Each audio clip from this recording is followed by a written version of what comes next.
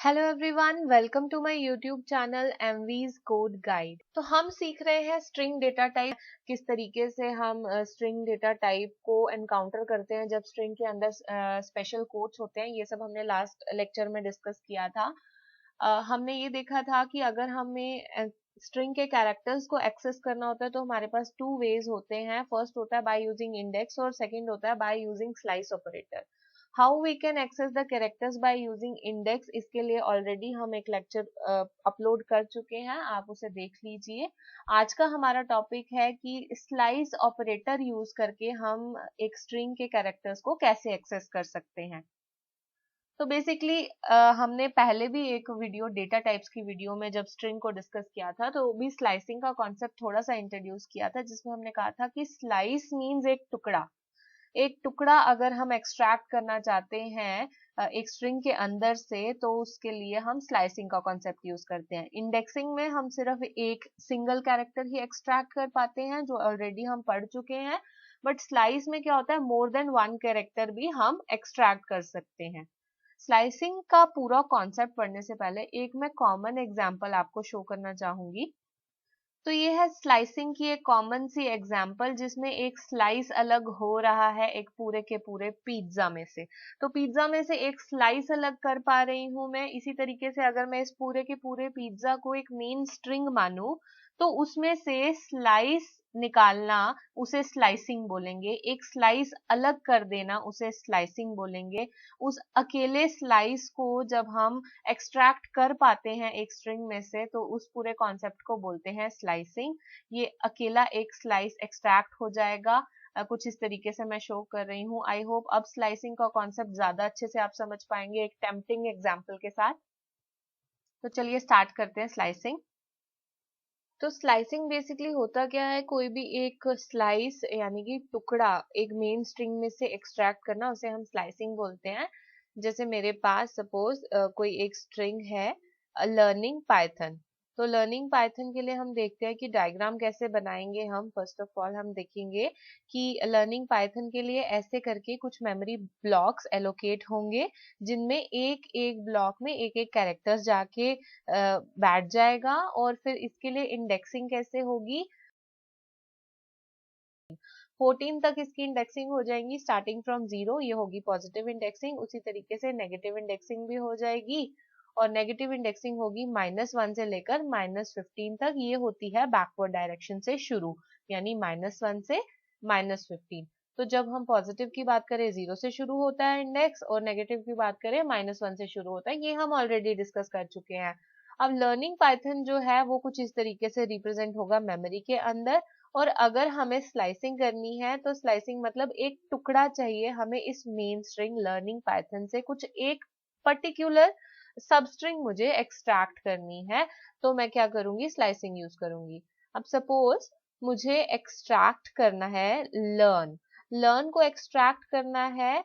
तो अभी तक हमने जब भी कुछ एक्सट्रैक्शन देखी थी, अभी हमने इंडेक्स वाइज देखी थी। तो मैंने सीखा था इसमें कि s को अगर मैं स्क्वायर ब्रैकेट में लिखूं, यानी s के साथ स्क्वायर ब्रैकेट में 0 लिख रही थी, तो मुझे आउटपुट क्या मिल रहा था, एक सिंगल कैरेक्टर मिल रहा था, उस पर्टिकुलर मेमोरी ब्लॉक के अंदर था l। ओके, तो 0th इंडेक्स पे l था, इसलिए मैंने जब स्क्वायर ब्रैकेट में 0 लिखा तो मुझे एक ही इंडेक्स मिलेगा। लेकिन अब मैं चाह रही हूँ कि पूरा का पूरा लर्न जो है वो मुझे एज आउटपुट मिले। तो उसके लिए मुझे नोटिस करना है स्टार्ट इंडेक्स और एंड इंडेक्स। स्टार्ट हो रहा है लर्न 0 से और लर्न एंड कर रहा है 4 पे। तो मैं स्लाइस कैसे निकालूंगी, स्लाइस लिखूंगी 0 0:5। अब देखिए कॉलन हो गया स्लाइसिंग के लिए, मैं क्या यूज कर रही हूँ कॉलन। अगर मैं स्लाइस नहीं यूज कर रही थी, सिंपल एक ही नंबर लिख रही थी, तो वो इंडेक्स रिप्रेजेंट कर रहा था। अगर स्क्वायर ब्रैकेट के अंदर मैं ऐसे कॉलन यूज कर रही हूँ तो इसे हम स्लाइस ऑपरेटर बोलेंगे। अगर मैं स्टार्ट करना चाहती हूँ 0 से लेकर 4 तक, तो मुझे यहाँ पे स्पेसिफाई करना होता है 5। ये आपको इंपॉर्टेंट पॉइंट नोट करना है कि जितना भी आपको स्ट्रिंग चाहिए होता है, जहां तक आपको स्ट्रिंग चाहिए होता है, उससे एक ज्यादा आपको लिखना पड़ता है। अगर आप लिखोगे 5 तो जाके आपका आउटपुट 4 पे जाके रुकेगा, अगर आप लिखोगे 6 तो जाके आपका आउटपुट 5 पे रुकेगा। अगर आपको सब स्ट्रिंग चाहिए लर्न, लर्न एंड कर रहा है 4 पे, अगर आप खाली 4 तक लिख दोगे 0 से 4 तो आउटपुट सिर्फ 3 तक आता है। ये इसकी इंटरनल प्रोग्रामिंग ही कुछ ऐसी है कि जहां भी आप जितनी भी स्ट्रिंग आप चाहते हो, सब स्ट्रिंग चाहते हो, उससे एक ज्यादा ही लिखोगे तो आपका रिक्वायर्ड आउटपुट आएगा। तो अगर मैं एस में लिखूंगी 0 से लेकर 5 तक तो मेरा आउटपुट आ जाएगा लर्न। ओके, इसी तरीके से अगर मुझे पाइथन एक्सट्रैक्ट करना है तो मैं क्या यूज करूंगी, एस ऑफ 9 से शुरू हो रहा है ये तो 9 लिखूंगी। अब 14 पे खत्म करना है तो मैं क्या लिखूंगी, 15 लिखूंगी, क्योंकि एक ज्यादा ही मैं लिखूंगी तो जाके मुझे 14 पे आउटपुट मिलेगा, मतलब 14 तक आउटपुट मिल जाएगा, तो पाइथन मेरा आउटपुट आ जाएगा। अब अगर मैं सपोज लिखती हूँ एस ऑफ 9 कॉलन, आगे कुछ भी नहीं लिखती हूँ, ये स्पेस खाली छोड़ देती हूँ, 15 लिखती ही नहीं हूँ, तो भी क्या होगा, मेरा आउटपुट सेम आएगा पाइथन। वाई? बिकॉज अगर मैं कुछ भी स्पेसिफाई नहीं करती हूँ तो बाय डिफॉल्ट इस जगह की वैल्यू होती है length. Length of the string है मेरी 15, क्योंकि यहाँ पे कितने कैरेक्टर्स है टोटल, 0 से लेकर 14 तक है, यानी टोटल मेरे पास कितने कैरेक्टर्स है, 15 कैरेक्टर्स हैं।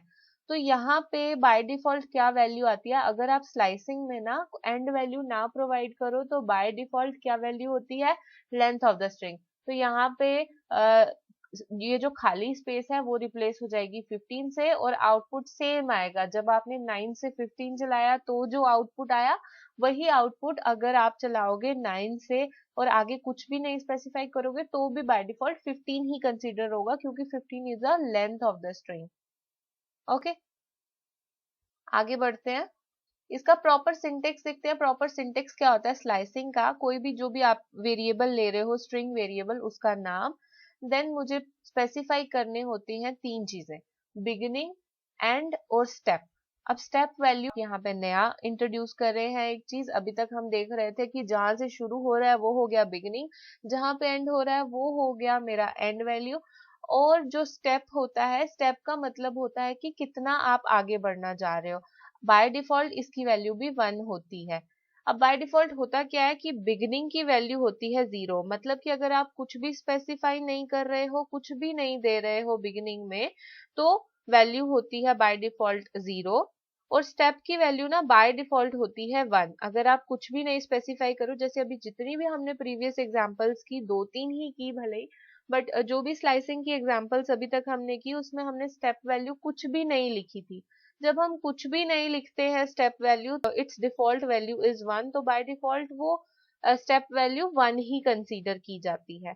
और एंड की वैल्यू क्या होती है, एंड की वैल्यू मैंने बताया लेंथ ऑफ द स्ट्रिंग होती है, जैसे अभी हमने डिस्कस किया, एंड की वैल्यू होती है लेंथ ऑफ द स्ट्रिंग। यानी कि अगर मैं कुछ भी स्पेसिफाई नहीं करूं तो ये वाली पर्टिकुलर वैल्यूज कंसीडर की जाएंगी। अगर मैं लिखती हूँ simple S, S colon colon, यहाँ पे कोई वैल्यू डाल रही हूँ, तो क्या वैल्यूज बाय डिफॉल्ट कंसीडर होंगी, बिगनिंग की 0, एंड की लेंथ ऑफ एस और स्टेप की वैल्यू 1, बाय डिफॉल्ट ये वाली वैल्यूज कंसीडर होने वाली है। ये तो हो गया कि अगर मैं कुछ भी नहीं दे रही हूँ, सिर्फ लिख रही हूँ स्क्वायर ब्रैकेट में 2 बारी कोलन लिख रही हूँ सिर्फ, तो जाके ये वाली डिफॉल्ट वैल्यूज चलने वाली है। बट अगर आपके पास कोई भी क्वेश्चन आता है स्लाइसिंग का, आपको ध्यान रखना है कि स्लाइसिंग के ना क्वेश्चंस बहुत ज्यादा पूछे जाते हैं और ये इसमें बच्चे ज्यादा कंफ्यूज होते हैं, इसलिए आपको उसको ध्यान से पढ़ना है। अगर आपके पास कोई भी स्लाइसिंग का क्वेश्चन आ जाता है तो आपने उसको देखते ही क्या अप्रोच फॉलो करनी है वो मैं अभी आपको बताऊंगी एक डायग्रामेटिक फॉर्म में। सबसे पहले जैसे ही आपको एक क्वेश्चन मिलता है आपने चेक करना है कि स्टेप वैल्यू क्या है, ये जो स्टेप है ना उसमें स्टेप क्या है। अगर कुछ भी नहीं दिया है स्टेप वैल्यू तो आपने क्या कंसीडर करना है, वैल्यू क्या है 1, ठीक है। अदरवाइज अगर कुछ ना कुछ स्टेप वैल्यू दी है तो क्या कंसीडर करोगे, या तो वो वैल्यू होगी पॉजिटिव या वो वैल्यू होगी नेगेटिव। एक अप्रोच हो गई। सबसे पहले क्या देखेंगे, स्टेप, अगर स्टेप पॉजिटिव है तो हम यहाँ पे लिख देंगे कि स्टेप पॉजिटिव है, अगर नेगेटिव है तो हम नेगेटिव वाली साइड मूव करेंगे। ओके, अगर तो पॉजिटिव है दैट मीन्स हमें फॉरवर्ड डायरेक्शन में जाना है यानी लेफ्ट टू राइट, अगर नेगेटिव है तो हमें बैकवर्ड डायरेक्शन में जाना है राइट टू लेफ्ट। ये भी क्लियर है, ये हम पढ़ चुके हैं कि पॉजिटिव इंडेक्सिंग होती है फॉरवर्ड डायरेक्शन में और नेगेटिव इंडेक्सिंग होती है बैकवर्ड डायरेक्शन में, तो वही हमने लिख दिया। ऑल्सो अगर स्टेप की वैल्यू है पॉजिटिव तो एंड क्या कंसीडर होता है, एंड -1, जो कि हम ऑलरेडी पढ़ चुके हैं। अगर हमें कोई भी स्ट्रिंग को एंड करना है फोर्थ इंडेक्स पे तो हम क्या कर रहे हैं, 5 तक उसे चला रहे हैं, हमेशा एक ज्यादा चलाना पड़ता है। अगर हम 5 लिखेंगे एंड की वैल्यू तो जाके 4 पे हमारा आउटपुट आ रहा था, अगर हम लिखते हैं 15 तो 14 पे जाके हमारा एंड हो रहा था, यानी एंड की वैल्यू हमेशा एक कम पे जाके रुकती है, end is always equal to end -1। तो ये कंसीडर कर लिया एक चीज हमने। दूसरी चीज हो गई कि जो हमारी डिफॉल्ट वैल्यूज होती हैं, डिफॉल्ट वैल्यूज होती है बिगिनिंग की 0 और एंड होता है लेंथ ऑफ एस, जो हम ऑलरेडी पढ़ चुके हैं। बिगिनिंग की 0 और एंड होता है लेंथ ऑफ द स्ट्रिंग। अब ये सारी वैल्यूज हमने पहले ही डिफॉल्ट कंसीडर कर ली थी, बट अब गौर करें तो स्टेप की वैल्यू हम क्या कंसीडर कर रहे हैं, 1 यानी पॉजिटिव। तो पॉजिटिव के केस में बिगिनिंग वैल्यू होती है 0 और एंड वैल्यू होती है लेंथ ऑफ द स्ट्रिंग। और अगर हम नेगेटिव केस की बात करें तो सबसे पहले एंड जो होता है वो उल्टा होता है, एंड +1 होता है। आप ध्यान रखिए, अगर स्टेप की वैल्यू पॉजिटिव है तो end is equal to end -1, अगर स्टेप की वैल्यू नेगेटिव है तो end is equal to end +1। ये चीजें आपको याद ही रखनी पड़ेंगी। और इसकी डिफॉल्ट वैल्यूज क्या होती है नेगेटिव के केस में, नेगेटिव के केस में बिगिनिंग की वैल्यू होती है -1, यहाँ पे क्या थी 0, और नेगेटिव के केस में बिगिनिंग होता है -1 और एंड होता है minus of length of string +1। अब ये कहाँ से फॉर्मूला आया ये भी मैं आपको बताऊंगी, बट अभी फिलहाल आप ये याद रख लीजिए कि एंड की value in case of negative step value होती है माइनस ऑफ लेंथ जो भी होगी उसमें +1 कर देंगे हम, ठीक है। एक और चीज लास्ट जो आपको याद रखनी है वो ये है कि अगर एंड की वैल्यू है 0 और स्टेप वैल्यू है पॉजिटिव तो यहाँ पे हम लिख देंगे कि रिजल्ट आएगा एम्प्टी स्ट्रिंग। और अगर नेगेटिव स्टेप वैल्यू है और एंड की वैल्यू है -1 तो रिजल्ट हमेशा आता है एम्प्टी स्ट्रिंग। सिर्फ एंड की वैल्यू कंसीडर कर रहे हैं। अगर स्टेप वैल्यू है पॉजिटिव और आप देख रहे हो एंड की वैल्यू है 0 तो सीधे आपने कुछ सॉल्व नहीं करना, आपने सीधे लिख देना है रिजल्ट इज एम्प्टी स्ट्रिंग। और अगर एंड की वैल्यू है -1 तो आपने रिजल्ट लिख लेना है empty string in case of negative step value.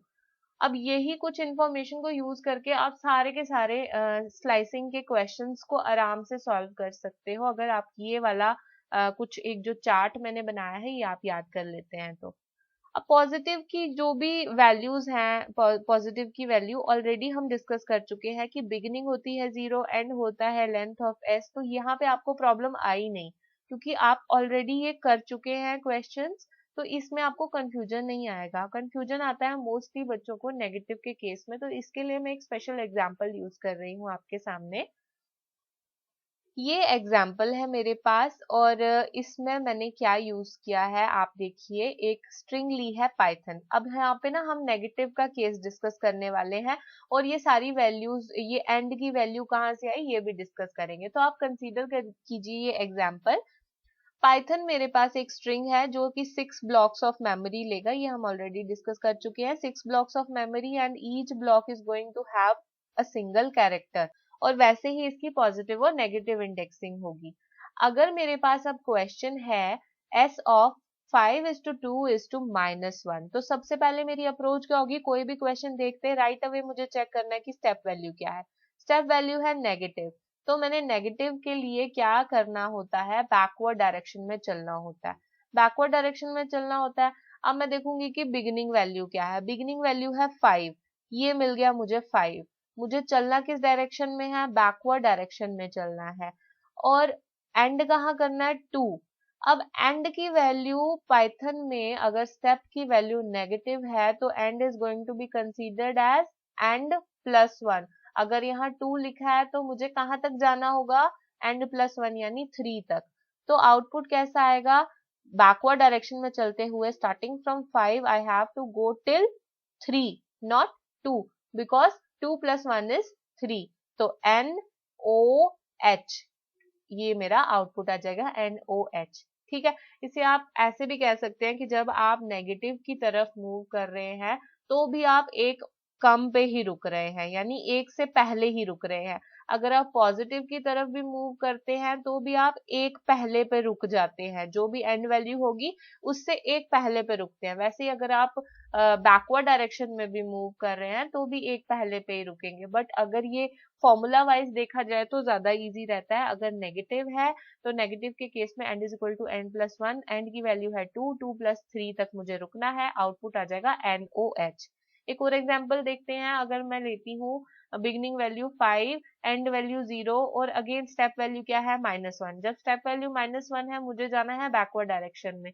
5 से मुझे शुरू करना, एंड वैल्यू क्या है 0, बट 0 कंसीडर होगा कि 1 कंसीडर होगा, 1 कंसीडर होगा क्योंकि n = n+1 तक मुझे जाना है।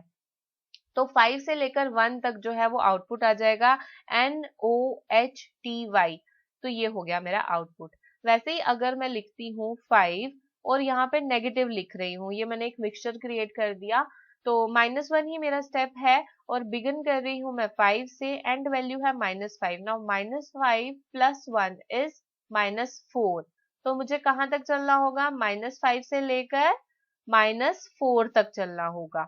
अगर आप -4 लिखो, 2 लिखो, ब्लॉक तो यही है ना, इसी ब्लॉक को दो वैल्यू से रिप्रेजेंट किया जा रहा है। अगर 2 से रिप्रेजेंट करूं तो भी यही मिलेगा, अगर -4 से रिप्रेजेंट करूं तो भी यही मिलेगा। इसलिए मैं दोनों वैल्यूज लिख सकती हूँ, मिक्सचर भी लिख सकती हूँ। स्टार्ट करूंगी मैं 5th इंडेक्स से और -4 तक मैं जाऊंगी। -4 क्यों? क्योंकि यहाँ पे मैंने -5 लिखा है, -5 + 1 इज -4। तो मेरा आउटपुट क्या आएगा? NOHT। यहाँ तक मेरा आउटपुट आ जाएगा। अगर मैं लिखती हूँ 5 -6 लिख रही हूँ तो -6 + 1 इज -5, तो आउटपुट कहाँ तक आएगा? Y तक आएगा। आप देख रहे हो बिगिन तो सेम है, हर एक में मैंने बिगिनिंग सेम रखी है, हर एक जो एग्जाम्पल है उसमें बिगिनिंग भी सेम रखी है और ये जो स्टेप वैल्यू वो भी सेम रखी है। चेंजेस ला रही हूँ मैं एंड वैल्यू में। तो आप कंसीडर कीजिए कि जब मैंने बिगिनिंग वैल्यू रखी है 5 और एंड वैल्यू रखी -5, तो आउटपुट कहाँ तक आया? -5 रखा था तो आउटपुट आया -4 तक। अब -6 रख रही हूँ तो आउटपुट कहाँ तक आ रहा है? -5 तक आ रहा है। वैसे ही अगर मैं -7 रखूंगी तो आउटपुट कहाँ तक आएगा? -6 तक आएगा। शुरू कहाँ से हो रहा है? 5 से शुरू हो रहा है। 5 से शुरू करके अगर मैं चाहती हूँ कि बिल्कुल -6 तक मेरा आउटपुट आए तो मुझे क्या लिखना पड़ा?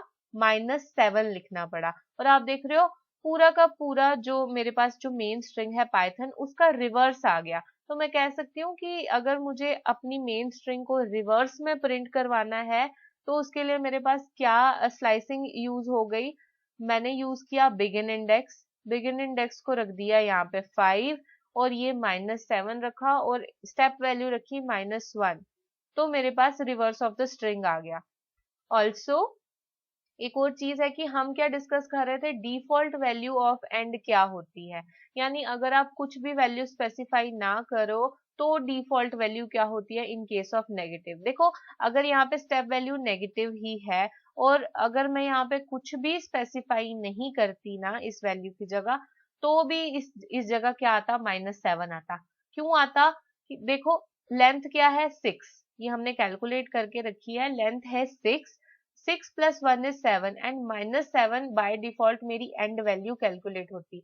एंड वैल्यू यहाँ पे मैं क्या डाल रही हूँ? देखो -7 डाल रही हूँ तो भी पूरी की पूरी स्ट्रिंग प्रिंट हो रही है ना। बेसिकली हमारा क्या कॉन्सेप्ट है इसके पीछे की डिफॉल्ट वैल्यू वो दी जाती है कि जो भी मुझे एंड तक पहुंचाए, एक्चुअल में एंड तक पहुंचाए।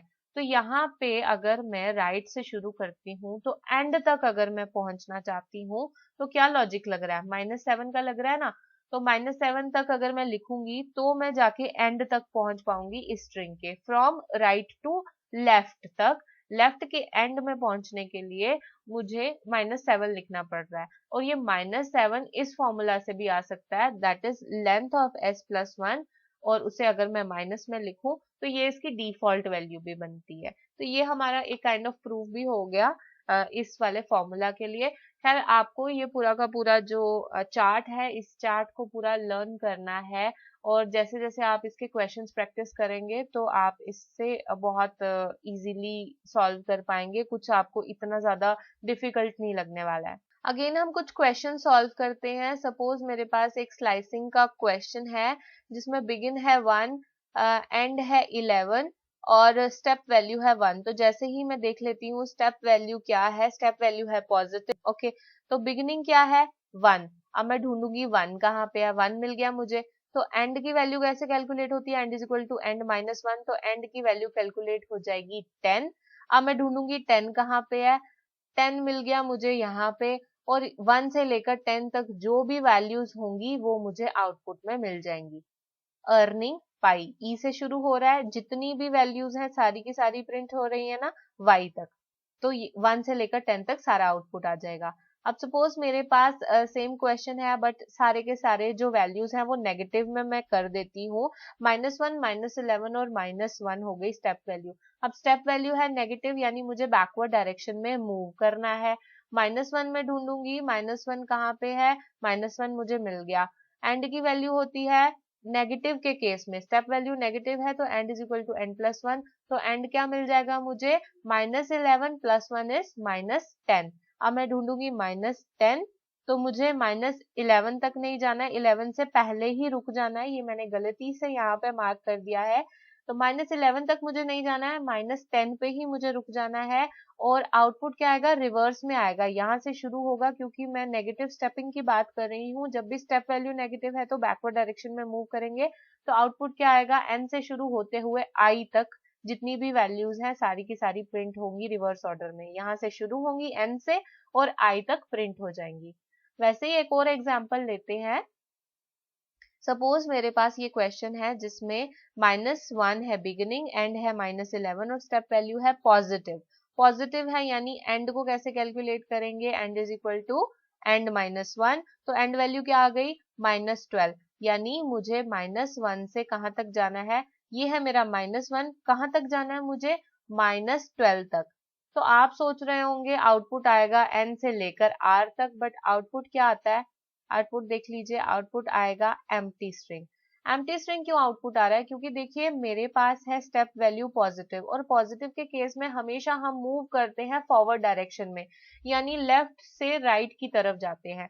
शुरू करते हुए अगर मेरी बिगिन इंडेक्स है -1, तो फॉरवर्ड डायरेक्शन में मूव करते हुए कभी भी मैं -12 तक पहुंच ही नहीं पाऊंगी, क्योंकि फॉरवर्ड डायरेक्शन में -12 नहीं आने वाला। -12 है बैकवर्ड डायरेक्शन में, अगर मैं स्टार्ट कर रही हूँ 1 से। तो कुछ ऐसा केस है जहां पे आपकी जो बिगनिंग वैल्यू है उससे अगर आप शुरू करते हो और आप एंड तक पहुंच ही नहीं पा रहे हो, तो क्या आने वाला है, एम्प्टी स्ट्रिंग। एक और एग्जांपल से मैं आपको समझाती हूँ कि सपोज मेरे पास S11 और -1 है। -1 हो गया, बैकवर्ड डायरेक्शन में मूव करना है हमें। -1 के केस में क्या होता है, end equal to end plus 1, तो एंड की वैल्यू होगी 12, यानी मुझे 1 से लेकर 12 तक जाना है। बट 1 जो है वो कहाँ पे है, यहाँ पे। 12 कहाँ पे है, यहाँ पे। अब अगर मुझे मूव करना है बैकवर्ड डायरेक्शन में, तो मैं 12 तक कैसे पहुंचूंगी, पॉसिबल ही नहीं है ना। तो आउटपुट क्या आ जाएगा, आउटपुट आ जाएगा एम्प्टी स्ट्रिंग। ओके, तो ये एम्प्टी स्ट्रिंग आ गया। कुछ और एग्जांपल्स मैं कवर करना चाहूंगी ताकि स्लाइसिंग का कॉन्सेप्ट पूरा डिटेल में आप समझ पाएं और अब आपको कोई प्रॉब्लम आए ही ना। अगर मैं एक स्ट्रिंग ले रही हूँ लर्निंग पाइथन, आप देख सकते हैं ये लर्निंग पाइथन मैंने स्ट्रिंग ली है, ये मैं डायरेक्टली आपको रन करके ही दिखा रही हूँ, ये सभी मैंने रन की हैं एग्जांपल्स। हम फटाफट से ये एग्जांपल्स डिस्कस कर लेते हैं। लर्निंग पाइथन मेरी स्ट्रिंग है। अगर मैं स्लाइसिंग ऑपरेटर यूज कर रही हूँ और मैं यहाँ पे कुछ भी स्पेसिफाई नहीं कर रही हूँ, यहाँ पे बिगनिंग, एंड और स्टेप वैल्यू ये मैं खाली छोड़ रही हूँ, सिर्फ 2 स्लाइसिंग ऑपरेटर्स मैं यूज कर रही हूँ, तो मुझे पूरी की पूरी string as it is output में मिल जाती है। अगेन अगर मैं यहाँ पे स्टेप वैल्यू कुछ नहीं दे रही थी तो भी लर्निंग पाइथन मुझे पूरी की पूरी स्ट्रिंग मिल रही है। अगर मैं यहाँ पे 1 लिखती हूँ स्टेप वैल्यू तो भी मुझे आउटपुट में लर्निंग पाइथन मिलता है, क्योंकि बाय डिफॉल्ट भी स्टेप वैल्यू जो होती है वो 1 होती है पॉजिटिव में। अगर मैं बिगिनिंग और एंड की वैल्यू ना स्पेसिफाई करते हुए स्टेप वैल्यू -1 लिखती हूँ तो पूरी की पूरी स्ट्रिंग मुझे रिवर्स में प्रिंट हो जाती है। तो अब आज के बाद अगर आपसे कोई भी एक प्रोग्राम पूछता है कि रिवर्स करने के लिए स्ट्रिंग को आपने क्या यूज करना है, तो कुछ भी बड़ा सा प्रोग्राम लिखने की जरूरत नहीं है, सिर्फ इतनी सी चीज आपकी पूरी की पूरी स्ट्रिंग को रिवर्स में प्रिंट करवा देगी। सिर्फ आपको स्टेप वैल्यू -1 रखनी है, ना ही बिगिनिंग वैल्यू देने की जरूरत है, ना ही एंड वैल्यू देने की जरूरत है। नेक्स्ट एग्जाम्पल देखते हैं। अगर मेरे पास बिगिनिंग इंडेक्स है 0 और मैं एंड इंडेक्स दे रही हूँ लेंथ ऑफ s और स्टेप वैल्यू दे रही हूँ 1, तो क्या प्रिंट हो जाएगा? Learning Python. ये सारी मेरी डिफॉल्ट वैल्यूज हैं। अगर मैं यहाँ पे कुछ नहीं देती हूँ, जैसे मैंने यहाँ पे फर्स्ट एग्जाम्पल में यहाँ पे कुछ भी स्पेसिफाई नहीं किया, तो भी लर्निंग पाइथन आउटपुट आ रहा है। अगर मैं डिफॉल्ट वैल्यूज खुद डाल के प्रिंट करवाना चाहूँ तो बिगिनिंग 0 और बाय डिफॉल्ट एंड वैल्यू क्या होती है? लेंथ ऑफ s, तो ये प्रिंट हो जाएगा learning Python as it is. और माइनस के केस में क्या क्या डिफॉल्ट वैल्यूज होती हैं मैं मैनुअली भी प्रिंट करके बता रही हूँ। माइनस के केस में ये देख लीजिए आप, अगर मैं कुछ भी नहीं स्पेसिफाई कर रही हूँ तो भी रिवर्स ऑफ द स्ट्रिंग आ रही है। और अगर मैं स्टेप वैल्यू रख रही हूँ -1 और बिगिनिंग वैल्यू रख रही हूँ -1 और एंड वैल्यू रख रही हूँ minus of length of the string +1, तो भी पूरी की पूरी स्ट्रिंग ही रिवर्स होके आ रही है। यानी डिफॉल्ट वैल्यूज क्या होती हैं नेगेटिव स्टेप वैल्यूज के केस में? बिगिनिंग की होती है -1 और एंड की होती है minus of length of the string +1, जो हमने अभी चार्ट में भी डिस्कस किया। अब कुछ और एग्जांपल्स देखते हैं। सपोज मैं बिगिन कर रही हूँ 2 से और एंड करना चाहती हूँ 14 पे, तो यहाँ पे मैंने स्टेप वैल्यू नहीं दी है, तो बाय डिफॉल्ट स्टेप वैल्यू क्या कंसीडर होगी? 1 कंसीडर होगी, वो भी पॉजिटिव 1। और शुरू होगा 2 से और खत्म कहाँ पे होगा? 14 पे खत्म होगा या 13 पे खत्म होगा? हमेशा याद रखना है, अगर मैं यहाँ 14 लिख रही हूँ तो 13th इंडेक्स पे ही खत्म हो जाएगा। 0 जो है मेरा 13th इंडेक्स पे आएगा, आप कैलकुलेट कर लेना। 0 जो है मेरा 13th इंडेक्स पे आएगा, तो यहाँ पे जो आउटपुट है मुझे O तक ही मिलेगा। अगर मैं वैल्यू स्पेसिफाई करती हूँ बिगिनिंग की 2, एंड की 14 और स्टेप वैल्यू प्रोवाइड कर रही हूँ 2, ये है नई एग्जांपल। स्टेप वैल्यू अभी तक हम सिर्फ 1 कंसीडर कर रहे थे, चाहे पॉजिटिव चाहे नेगेटिव, लेकिन हमने सिर्फ 1 कंसीडर किया था। अगर मैं कंसीडर करती हूँ 2, तो 2 स्किप होता जाएगा। जैसे आप देखो, सेम एग्जांपल है। अगर मैं कोई भी स्टेप वैल्यू नहीं दे रही हूँ और बिगिन कर रही हूँ 2 से और एंड कर रही हूँ 14, यानी एंड वैल्यू हो गई मेरी 13 कैलकुलेट करने के बाद, तो क्या रिजल्ट आ रहा था? ARNINGPYTHO। ठीक है, अब इसी को आप कंसीडर कीजिए। अगर मैं इसमें स्टेपिंग कर रही हूँ 2, क्योंकि स्टार्ट कहाँ से होने वाला है? 2 से और एंड होने वाला है 13 पे। अगर मैं यहाँ पे स्टेप वैल्यू दे देती हूँ 2, तो कैसे स्किपिंग हो रही है? आप देखो, सबसे पहले आएगा A, फिर 1 2, आउटपुट आ गया n। ठीक है, फिर 1 2, तो यहाँ पे आउटपुट आ गया n। फिर 1 2, तो आउटपुट आ गया स्पेस। फिर 1 2, आउटपुट आ गया y। फिर 1 एंड 2, तो आउटपुट आ गया h। अब इसके बाद 1 और आगे कुछ भी नहीं है, इसीलिए यहीं पे h पे ही स्ट्रिंग जो है स्टॉप कर जाएगी और यहीं तक स्लाइस जो है आउटपुट में आएगा। तो स्किपिंग ऐसे होती है। अगर आपको ये अल्फाबेटिकली समझ नहीं आ रहा है तो मैं एक और एग्जांपल लेके समझा रही हूँ। ये एक स्ट्रिंग है जिसके अंदर मैंने डिजिट्स डाले हैं। जी बिल्कुल, हम स्ट्रिंग के अंदर अगर हम किसी भी डिजिट्स को लिख रहे हैं डबल कोट्स के अंदर या सिंगल कोट्स के अंदर, तो वो भी स्ट्रिंग ही कंसीडर होने वाले हैं, ना कि इंट वैल्यू। तो यहाँ पे ये जो है जितने भी डिजिट्स लिखे हैं मैंने, ये स्ट्रिंग कंसीडर किए जाएंगे। तो अब इस पर्टिकुलर स्ट्रिंग में अगर मैं स्टेप वैल्यू दे रही हूँ 2, तो कैसे स्किपिंग होगी? सबसे पहले आएगा 1, फिर एक स्किप हो जाएगा 2 पे आएगा, यानी 2 स्टेप वैल्यूज, यानी 2 का जंप लेते हुए वैल्यूज आगे आगे बढ़ रही हैं। 1 3 5 7 एंड 9, ऐसे 2 की जंप के साथ आगे बढ़ रहे हैं। यही मतलब होता है स्टेप वैल्यू का, जो शायद मैंने पिछली एग्जांपल्स में कवर नहीं किया था, इसीलिए मैं यहाँ पे अच्छे से कवर कर रही हूँ। अगर स्टेप वैल्यू 1 रखूंगी तो सारा का सारा प्रिंट हो जाएगा। अगेन अगर स्टेप वैल्यू -1 रखूंगी तो रिवर्स में स्ट्रिंग प्रिंट हो रही है। सेम कंसेप्ट है। अगर स्टेप वैल्यू 3 रख रही हूँ तो 3 की स्किपिंग होगी। 1 के बाद 1 2 3, तो ये 4 आ जाएगा आउटपुट। फिर 1 2 3, तो 7 आ जाएगा आउटपुट। वैसे ही 1 6 2 यानी 1 से शुरू करते हुए 5 तक, ना कि 6 तक। 1 2 नो 1 से शुरू हो रहा है यानी 2 से शुरू होगा यहाँ पे। 2 डिजिट है, कौन सी इंडेक्स पोजीशन पे होगा? 1 इंडेक्स पोजीशन पे होगा। So this is 1 2 3 4 and 5।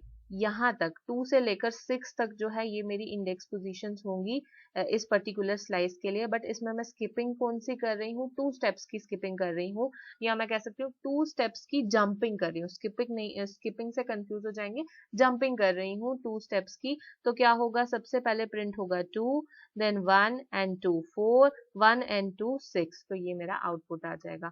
अब आई थिंक मैंने बहुत सारी एग्जांपल्स कवर कर ली हैं स्लाइसिंग की, तो ये आपके लिए बेटर होगा कि आप खुद भी प्रैक्टिस करें, डिफरेंट डिफरेंट वैल्यूज पुट करके देखिए क्या रिजल्ट आता है। तो ये हो स्लाइसिंग ऑफ द स्ट्रिंग्स, जो कि बहुत ही इंपॉर्टेंट टॉपिक है। अगर आप कोई सर्टिफिकेशन के लिए जाएंगे पाइथन की, तो उसमें स्लाइसिंग के क्वेश्चन आते ही आते हैं।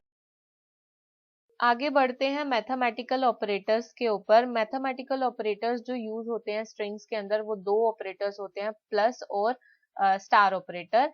प्लस यूज होता है कंकैटिनेशन के लिए, और जो स्टार है वो यूज होता है रेपिटिशन के लिए। दो एग्जांपल से मैं समझाती हूँ। सपोज मेरे पास दो स्ट्रिंग्स हैं, हेलो और वर्ल्ड। अगर इनके बीच में मैं प्लस ऑपरेटर यूज करती हूँ तो ये कंकैट हो जाएंगे यानी जुड़ जाएंगे, और आउटपुट आ जाएगा हेलो वर्ल्ड, यानी कंकैटिनेशन ऑपरेशन परफॉर्म हो रहा है प्लस के थ्रू। वैसे ही अगर मुझे एक स्ट्रिंग को बार बार रिपीट करवाना है तो मैं मल्टीप्लाई ऑपरेटर, ये जो था मल्टीप्लिकेशन ऑपरेटर, इसे यूज कर दूंगी। अगर मैं मल्टीप्लिकेशन ऑपरेटर्स को स्ट्रिंग्स के साथ यूज करूं तो इसका नाम पड़ जाता है रेपिटिशन ऑपरेटर, इसीलिए इसे यूज किया जाता है फॉर रेपिटिशन। और ये मेरे पास स्ट्रिंग है HI यानी हाई, तो इसे अगर मैं 3 टाइम्स रिपीट करना चाहती हूँ तो आउटपुट मिल जाएगा मुझे HI HI HI।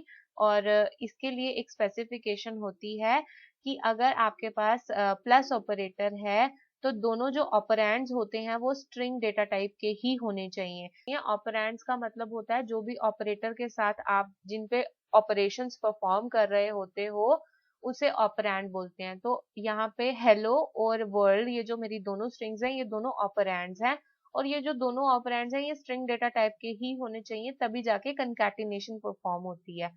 और रेपिटिशन ऑपरेटर के केस में एक एक हमेशा ऑपरेंड जो है वो स्ट्रिंग डेटा टाइप का होना चाहिए, और एक ऑपरेंड हमेशा इंट डेटा टाइप का ही होना चाहिए।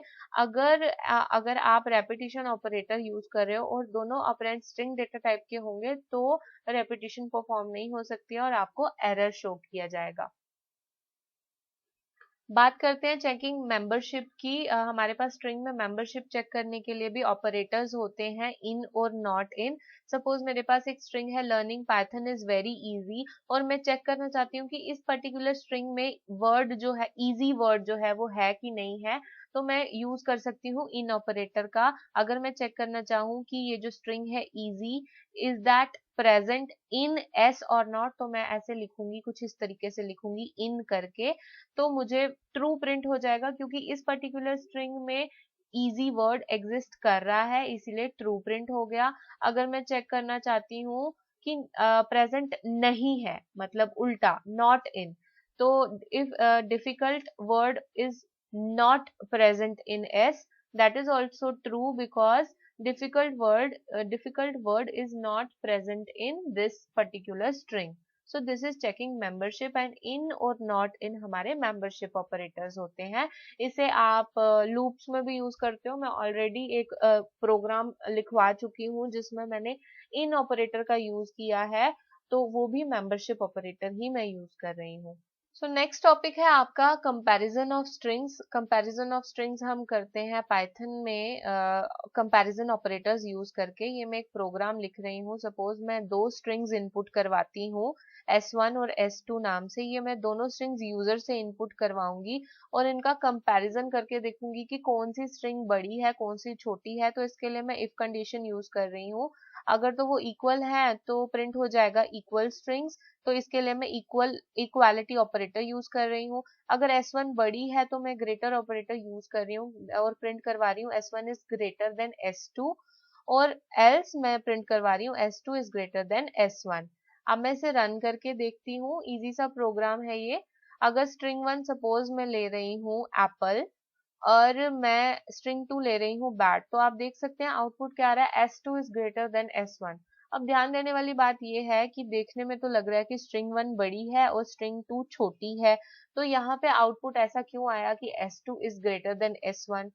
ये इसलिए आया क्योंकि यहाँ पे जो हम स्ट्रिंग्स को कंपेयर कर रहे हैं वो स्ट्रिंग की लेंथ के बेसिस पे कंपेयर नहीं होता है।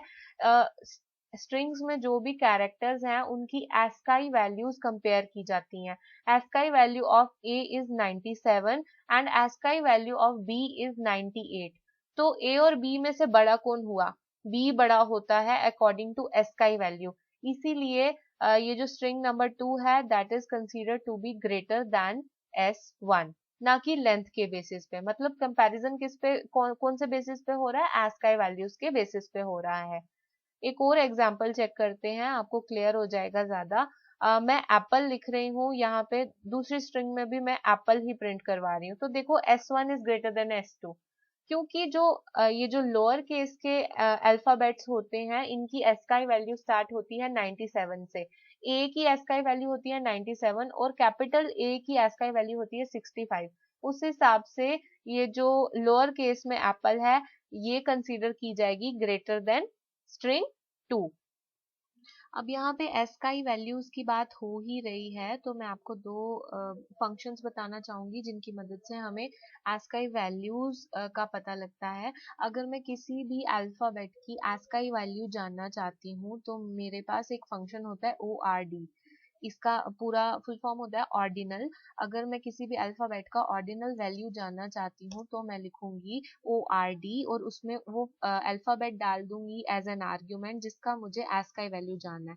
यहाँ पे आप देख रहे हैं स्मॉल a यानी लोअर केस में अगर मैं a लिख रही हूँ उसकी ऑर्डिनल वैल्यू यानी ASCII वैल्यू होती है 97।